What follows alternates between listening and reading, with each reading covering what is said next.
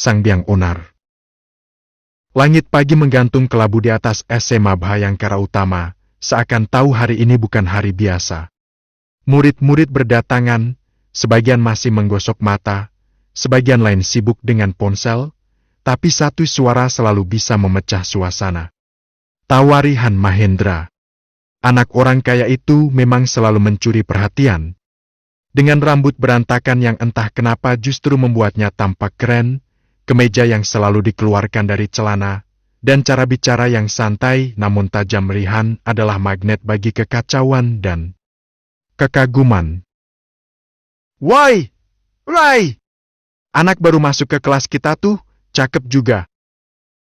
Seru Dion, sahabatnya, sambil menyikut bahu Rihan. Tapi Rihan tidak menoleh. Matanya justru menatap lurus ke seorang gadis yang berjalan cepat, membawa banyak buku dalam pelukan. Rambut hitamnya dikuncir kuda, langkahnya ringan namun teratur. Seragamnya rapi, bahkan dasinya pun terikat sempurna. Luna Pramesti. Luna bukan gadis baru. Justru dia sudah seperti institusi dalam dirinya sendiri, selalu ranking 1 sejak kelas 10, juara lomba menulis puisi tingkat nasional, dan satu-satunya murid yang pernah berani berdebat dengan guru matematika. Dan menang. Sayangnya, Luna juga target favorit Rihan. Kau pikir pintar bisa melindungimu dari leluconku, Nona Einstein? Rihan terkekeh, matanya menyipit penuh rencana. Kelas 11 IPA 2 baru saja mulai. Guru bahasa Indonesia meminta Luna untuk mempresentasikan puisinya yang terpilih untuk lomba tingkat kota. Suara Luna terdengar jelas namun lembut. Kata-katanya mengalir seperti sungai kecil di pegunungan, tenang, dalam, dan jujur. Baru 5 baris ia bacakan, tiba-tiba. I love you, baby, Andy, if it's quite alright. Satu ruangan langsung terpecah dalam tawa. Luna membeku. Suaranya lenyap seketika, pipinya memerah. Semua mata memandang ke arah sumber suara itu. Ponsel Rihan yang diletakkan tepat di bawah meja, menyala dan bergetar. Gurunya mendengus. Rihan Mahendra! Keluar kelas sekarang juga! Maaf, Bu, ringtone cinta saya nggak sengaja nyala. Kata Rihan dengan senyum tak bersalah. Semua tertawa lagi. Semua kecuali Luna. Ia memandangi Rihan dengan ekspresi yang sulit ditebak. Bukan marah. Bukan kecewa. Tapi seperti seseorang yang tak pernah berharap apapun, lalu diingatkan kembali bahwa harapan itu sia-sia. Setelah kelas bubar, Rihan masih duduk santai di tangga lorong belakang, mengunyah permen karet sambil memainkan koreksi paunya. Ia tak menyangka, matanya kembali menangkap Luna yang melangkah cepat melewati lorong sepi itu. Luna? Panggilnya. Luna berhenti. Tapi tak menoleh. Aku serius, puisi kamu keren tadi. Suaramu juga, enak didengar. Luna menoleh pelan, menatapnya. Untuk pertama kalinya, ada sorot tajam di matanya. Kalau kamu benar-benar mau memuji, jangan sembunyikan penghinaan di baliknya. Rihan terdiam. Kali ini, bukan karena kehabisan kata, tapi karena ada bagian dari dirinya yang anehnya tersengat. Luna melanjutkan langkahnya, meninggalkannya sendirian dengan permen karet yang tiba-tiba terasa pahit. Rihan masih duduk di tangga lorong belakang, memutar koreksi paunya berulang-ulang. Biasanya setelah mengusili seseorang, dia merasa puas. Melihat wajah kesal, malu, atau bahkan hampir menangis dari korban keisengannya adalah semacam bahan bakar ego bagi dirinya. Tapi kali ini berbeda. Luna Pramesti tidak bereaksi seperti anak-anak lain. Tidak menangis. Tidak mengadukan pada guru. Bahkan tidak menghindarinya. Hanya menatap. Dan berkata dengan tenang. Kalau kamu benar-benar mau memuji, jangan sembunyikan penghinaan di baliknya. Kalimat itu terus terngiang di telinganya, bahkan lebih keras daripada dering lagu cinta yang ia nyalakan untuk mengacaukan presentasinya tadi. Aneh banget, gumam Rihan. Ia berdiri, menendang ringan kaleng kosong di lantai. Pikirannya berkelana. Saat istirahat kedua, Rihan sengaja berjalan lambat ke kantin. Mata tajamnya menelisik tiap sudut, mencari sosok Luna.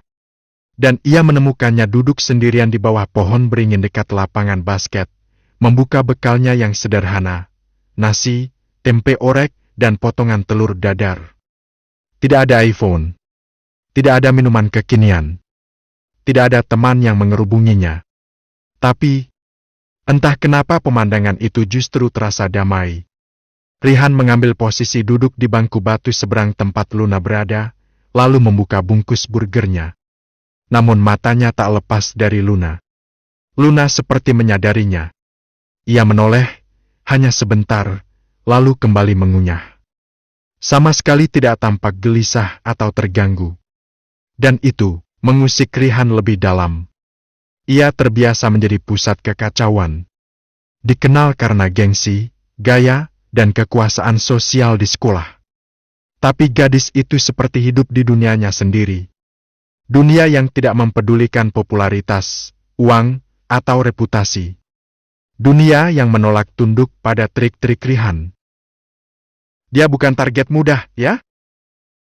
Dion muncul entah dari mana, menyender di pohon dekatnya.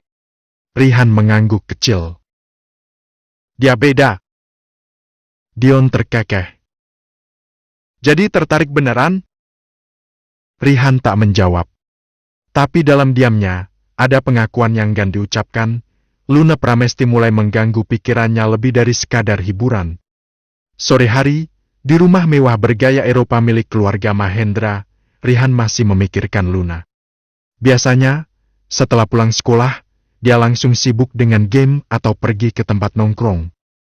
Tapi kali ini, dia malah membuka laptop dan mengetik puisi Luna Pramesti Lomba Nasional. Muncul satu artikel. Puisinya dimuat di situs sastra. Judulnya, Sepi yang Tidak Diam. Ia mulai membaca, dan tak sadar senyap mengalir di ruang kamarnya. Kata-kata itu jujur, sederhana, dan menyentuh. Sama seperti pemiliknya. Di akhir puisi tertulis, "Aku tak butuh suara keras untuk didengar. Aku hanya ingin dunia diam sejenak, dan melihatku bukan karena teriakanku, tapi karena aku ada, tanpa harus menjerit." Rihan bersandar di kursinya, menatap layar kosong.